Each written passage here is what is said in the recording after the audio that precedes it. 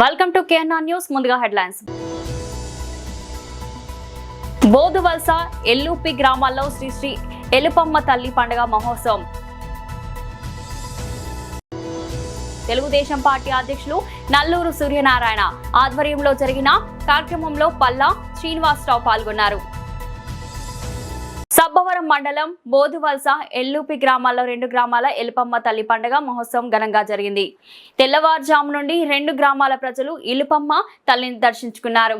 ఎలుపమ్మ తల్లి 2 గ్రామాల ప్రజలను ఎటువంటి కష్టాలు రాకుండా కాపాడాలని, గ్రామ ప్రజలు చల్లగా దీవించాలని, పాడి పంటలు బాగా పండాలని తల్లిని వేడుకున్నారు. కేఎన్ఆర్ ఛానల్ విలేక గొల్లపల్లి ప్రభాకర్ రావు, నాగమణి దంపతులు, గొల్లపల్లి అర్జున్ కుమార్, హారిక దంపతులు, గొల్లపల్లి అఖిల్ కుటుంబ సభ్యులు ఎలుపమ్మ తల్లిని దర్శించుకుని పూజా కార్యక్రమం నిర్వహించారు. ఎలుపమ్మ తల్లికి చీరసారను సమర్పించుకున్నారు. బోదువలస ఆలయ కమిటీ సభ్యులు గుడిని పూలమాలతో అందంగా అలంకరించారు. వచ్చిన భక్తులకు మజ్జిగ, సీట్లు, రస్న ప్రసాదం పంచడం జరిగింది. బోదువలస ఆలయ కమిటీ సభ్యులు పట్నాల ఈశ్వరరావు, ఎల్లపు అప్పాలరావు, ఎల్లపు అర్జున్, ఎల్లపు ఎల్లాజీ, ఎల్లపు రాంబాబు, ఎల్లపు సూరి మరియు ఆలయ కమిటీ సభ్యులు హాజరయ్యారు.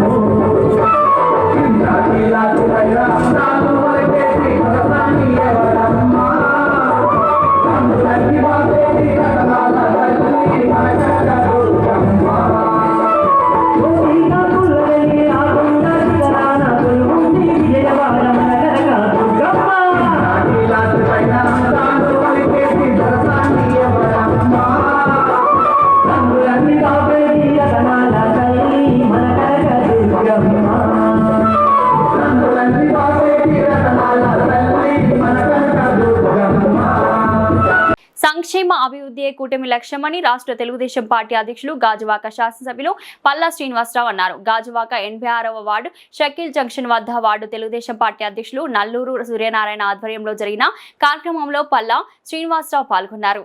ఈ సందర్భంగా పల్లా శ్రీనివాసరావు మాట్లాడుతూ రాష్ట్ర బడ్జెట్లో ఎన్ని లోటుపాట్లు ఉన్నా ప్రతి నెల 1వ తేదీన అర్హులందరికీ ఎన్టీఆర్ ఆసరా పెన్షన్ పంపిణీ చేయడం జరుగుతుందని తెలిపారు. సంక్షేమ అభివృద్ధి దిశగా రాష్ట్రంలో కూటమి పాలన అడుగులు వేస్తుందని అన్నారు. కార్యక్రమంలో వార్డు నాయకులు వేగుండ శ్రీనివాస్ రావు, గణపతి సుబ్బయ్య, రమేష్, గంధం వెంకట్రావు, కథా శ్రీను తదితరులు పాల్గొన్నారు.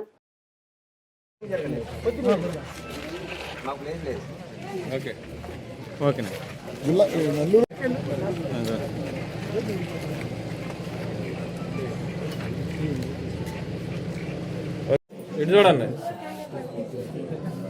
ఓకే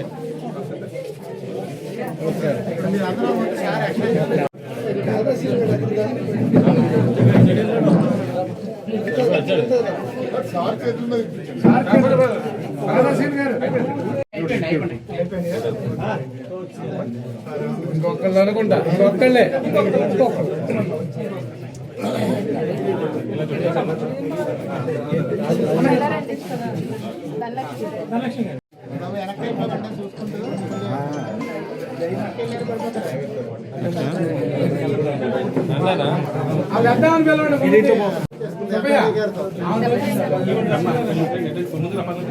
ఆగనన్నా ఒక నిమిషం. లేట్ నేను 6 గంటల నుంచి ఫ్లైట్ లేట్ ఉందండి.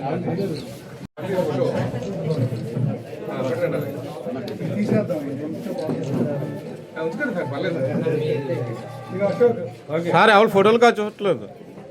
దాస్ గారు రమేష్ చెప్పాలా ఏమిటి కండుగులు ఉంటే చేసుకోవాలి.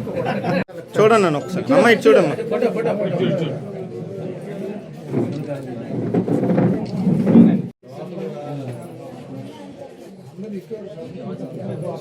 ఓకే అండి.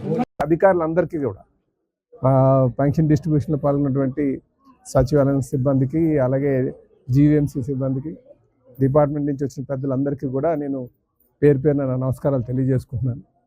అయితే ఈరోజు కూటమి ప్రభుత్వం అధికారంకి వచ్చిన తర్వాత 1వ తారీఖునే మనకి ఎన్ని ఆర్థిక ఇబ్బందులు ఉన్నా సరే మరి ఎన్టీఆర్ భరోసా పెన్షన్ని మనం అందించాలి, వారికి కష్టంలో ఉన్నటువంటి వారికి అండగా ఉండాలని చెప్పేసి గౌరవ ముఖ్యమంత్రి వర్యులు, అలాగే డిప్యూటీ సీఎం గారైనటువంటి పవన్ కళ్యాణ్ గారు, కూటమి నాయకులు అందరూ కూడా, బీజేపీ నాయకత్వం అంతా కూడా నిర్ణయించడం, దానికి అనుగుణంగానే ఈరోజు 22 నెలలు అయినా ప్రతిరోజు 1వ తారీఖునే మరి పెన్షన్ అందజేస్తున్నాం, ఎన్ని ఆర్థిక ఇబ్బందులు ఉన్నప్పటికీ కూడా.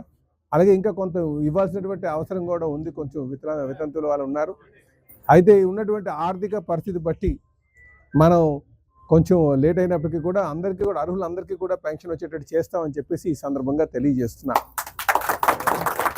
అలాగే నాయకులందరూ కూడా ఒక భరోసా కల్పించే విధంగా ప్రజల దగ్గరికి వెళ్ళి వాళ్ళు ఎదుర్కొన్నటువంటి కష్టాలు, కొంతమంది నిజమైనటువంటి లబ్ధిదారులు ఉంటారు, వాళ్ళకి ఏమీ చేయలేని వాళ్ళు గుర్తించి వాళ్ళకి అందేటట్టుగా వారికి అండగా ఉండాల్సినటువంటి అవసరం ఉందని చెప్పి ఈ సందర్భంగా తెలియజేస్తున్నా. అలాగే ఇంకనూ కూటమి ప్రభుత్వం అధికారంకి వచ్చిన తర్వాత ఇంకా అనేక సంక్షేమ కార్యక్రమాలని, అలాగే సంపద సృష్టి పట్ల, ఎందుకంటే ఈరోజు ఆర్థిక పరిస్థితి చూస్తే చాలా దారుణంగా ఉంది, కానీ ప్రజలు ప్రభుత్వాల పట్ల చాలా ఎక్స్పెక్టేషన్స్తో ఉన్నారు.